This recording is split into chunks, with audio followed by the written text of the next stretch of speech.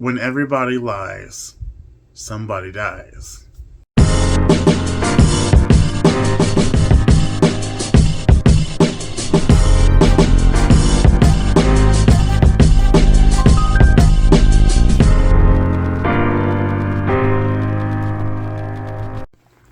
Hey guys, what is up and welcome to my channel. It's a Hardback Life. My name is Jordan, and today I'm going to be doing a book review, which is going to be non-spoilery at first, and then spoilery for the second half of the video.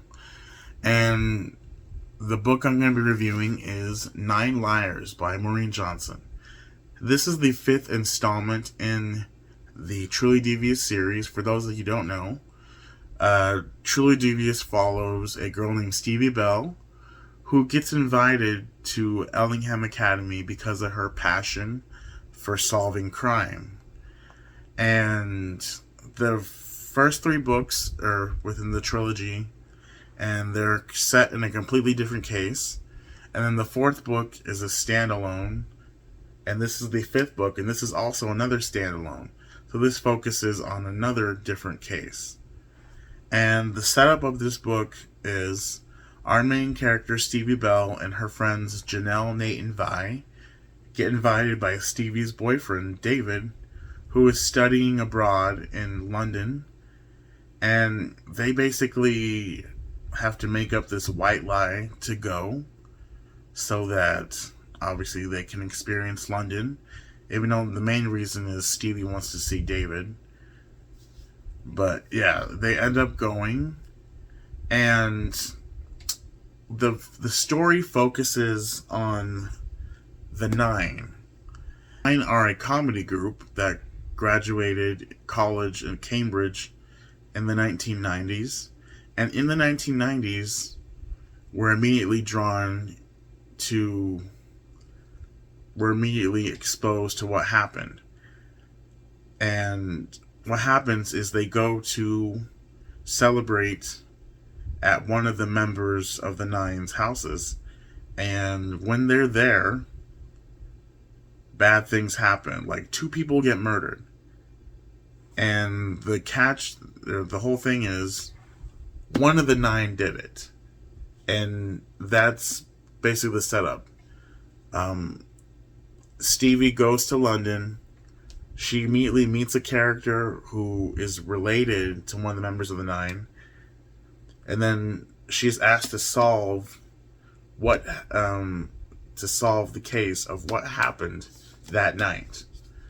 And I gave this book 3.5 out of 5 stars, if I really think about it, because while the case is interesting and all that stuff, I feel like we don't get a whole lot of information, which, I mean, when you're like reading a book about a mystery, you don't want all the information, but we don't get a whole lot of time with all 9 of the characters, which I get. I mean, you can't fit all of that info into one book.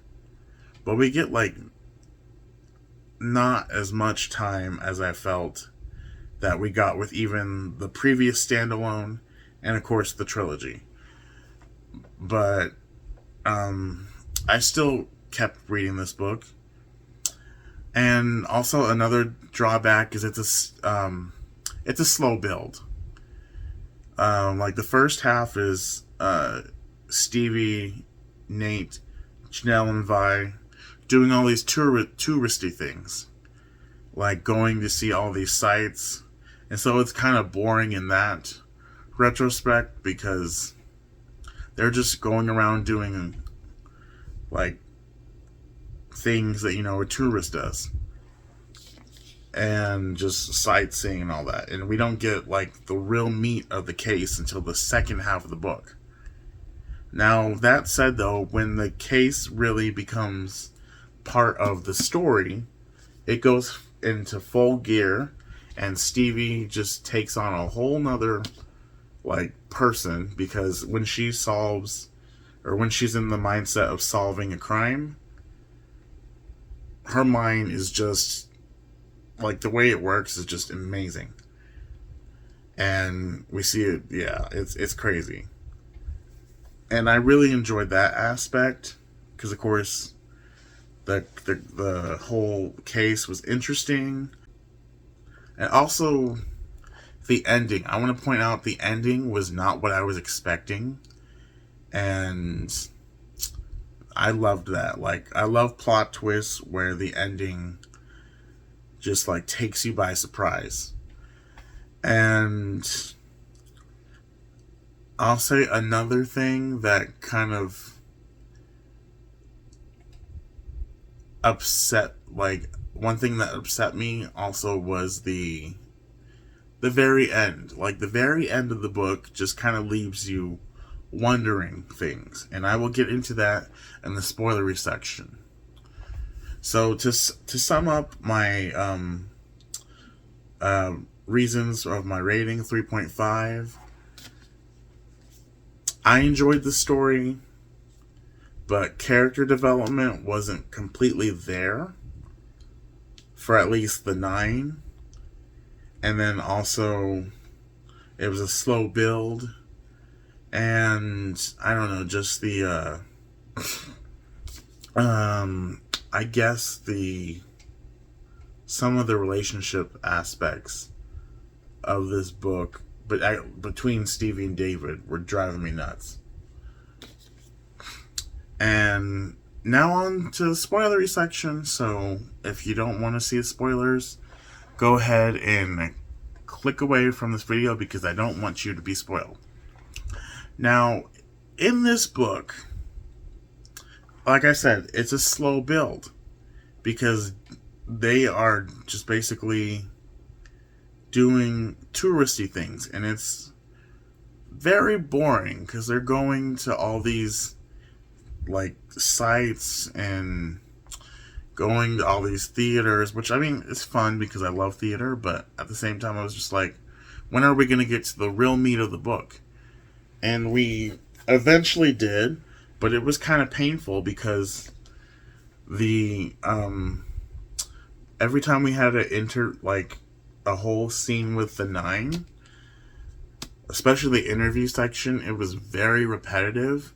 They just like they all like stuck to the same story of what happened, and it was just frustrating.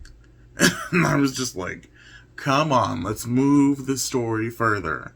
And then plus with Stevie being jealous of Izzy, or because Izzy was David's close friend that he made since he's been in London. That whole aspect drove me crazy because Stevie was jealous of Izzy the whole entire time and her friendship with David because she thought there was something more going on. And obviously, teenage stuff. I mean, it's bound to happen, jealousy. But it, like, that whole thing was just driving me nuts because the way it was happening was, like I said, driving me insane.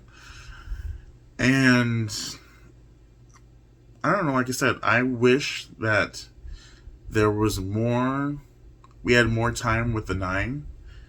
I mean, we did have quite a bit of time, but like, we didn't get to know them as characters like all too well. Maybe there was like maybe a couple people within the 9 we got to know a lot more of, like Sebastian and Julian, but like the rest of them we didn't get like a whole bunch like we did like those 2.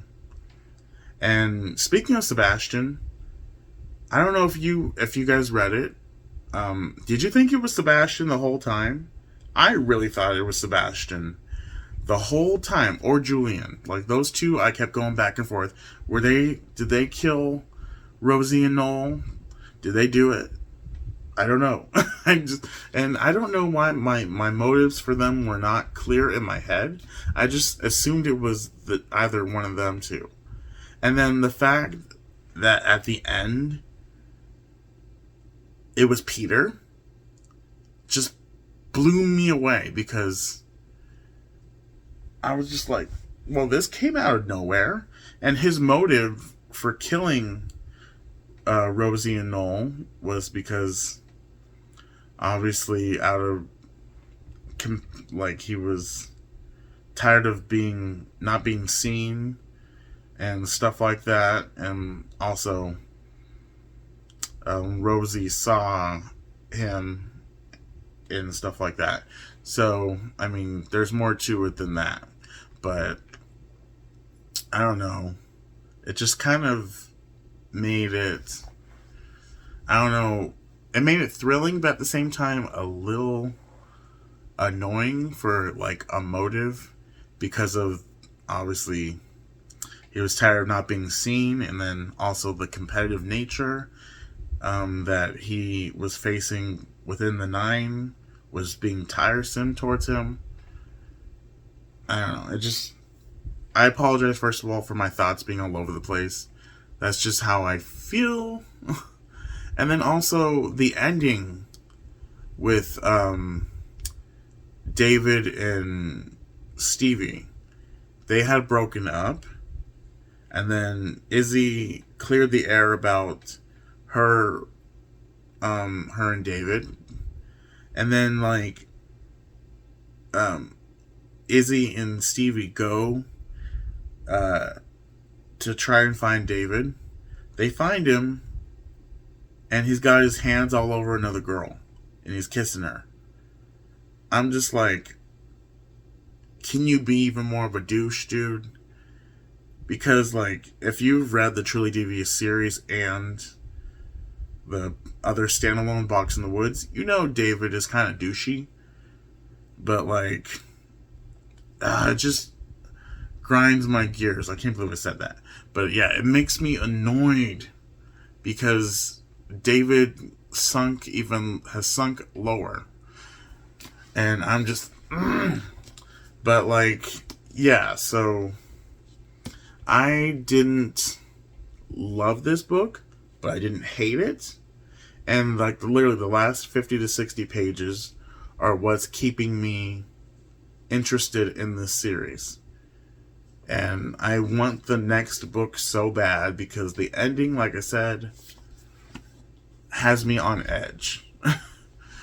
And I know the next book is going to focus on a completely different case because it's probably going to be another standalone. I want to know things like, obviously, what's the fallout for Peter, since, like, technically the mystery was solved at the end. And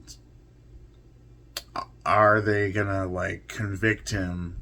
And is Stevie going to get in trouble for lying about going, like, the reason why she went to London and all that stuff? Or even expelled because the headmistress says that she'll be in hot water if something bad happens. So, I don't know. There's just a lot of questions in my mind about what could have happened or what should have happened or what's gonna happen. Again, you guys, I apologize for my thoughts being all over the place, but that's just what you're getting. Plus, it's like almost 4 a.m., so my thoughts are jumbled right now. But I finished this book back in, literally yesterday, Thursday. Well, now it's Saturday, so 2 days ago, I guess. On my day off, and I'm glad I finally finished it. But yeah, 3.5. I'm still gonna keep reading more books in the series because I enjoy Maureen Johnson's writing, and this woman was born to write murder mysteries. I definitely recommend the Truly Devious novels. So yeah, go pick it up. And what are your thoughts? Like, what did you think? Did you think Sebastian was the one who killed? Were you thinking that whole time the same thing I was? Did you think he killed his friends? And also, what did you think of this book overall? Anyway, you guys, that was my book review for 9 Liars. Have a great day.